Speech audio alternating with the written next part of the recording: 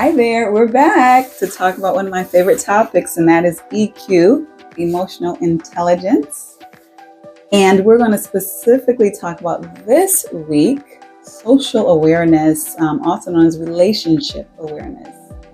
So we have talked about the first two parts so far of the 4 parts of EQ, specifically based on the model rolled out by Travis Bradberry.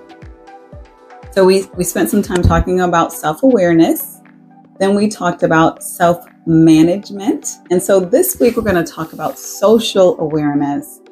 And this adds to that complexity. So that self-awareness, we talked about how important it is to know where we are and understanding ourselves and the steps of doing that. Then we talked about the important aspect of managing ourselves. So when we have those feelings, those emotions, well, what do we do with them? How do we use them to our advantage? How do we use them to the advantage of our relationships? So this week, we're going to get even more into the relationship aspect by now going beyond being aware of ourselves, managing ourselves, but now being aware of others, which is very important. And so how do we do that? Because we wake up every day, we look in the mirror, we spend more time with ourselves, obviously, than anyone else in the entire world.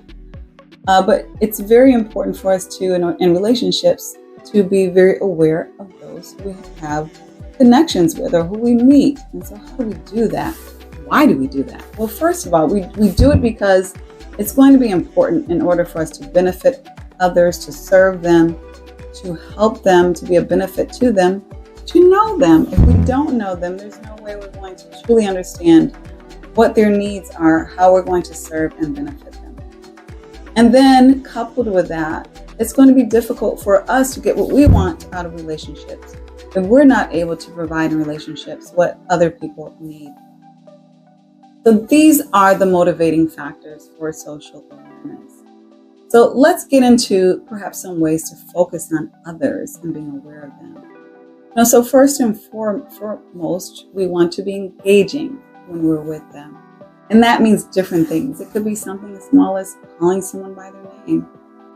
Sometimes we take that for granted, especially for people who we've known for a long time, whether we work with them for a long time or even we're friends with them for a long time.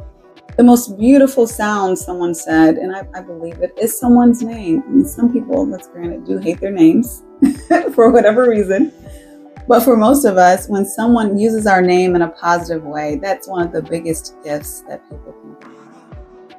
And so using someone's name in an endearing way when we speak to them, whether it's someone we work with or someone personal in our lives, is one of the most important, impactful things that we can do. Another way we can pay attention to others and be socially aware of others is by paying attention to their body language. Yes, it is true that nonverbal language makes up about 65% of what is communicated. So you may be talking to someone and they turn sideways, sort of like this. The door is where they're facing. That's an indication they're ready to go. They're not. They've overstayed their stay. Or say you've been talking to someone and all of a sudden you see subsequent yawns. That's another sign. Okay, the conversation is wrapping up. Or you may say something and you might see like a little, squinch of the nose. That is a sign that they might not completely agree with what you said, or something you said might have rubbed them, the wrong way. And then there are, more common ways to read body language, whether it's the closed arms, which can definitely communicate either one, this person's very formal, or two, which can be connected, you're not in the trust zone. So they're protecting themselves for some reason.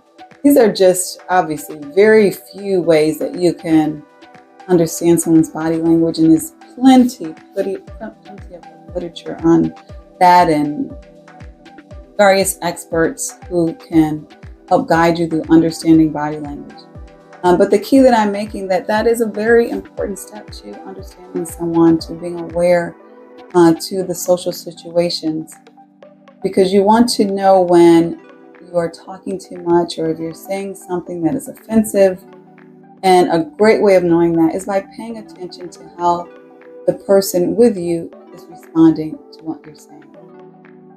Another important thing to keep in mind, and this is something I've had to learn myself, is, sometimes we're so focused on getting things done and gathering information that we're focusing on the doing aspect.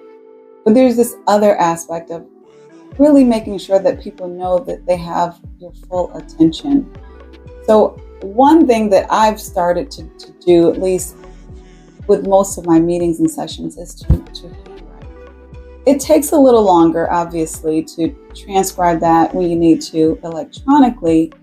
But what it does is it avoids the person feeling like you're focused more on the keyboard and they're hearing the loud keyboard clatter.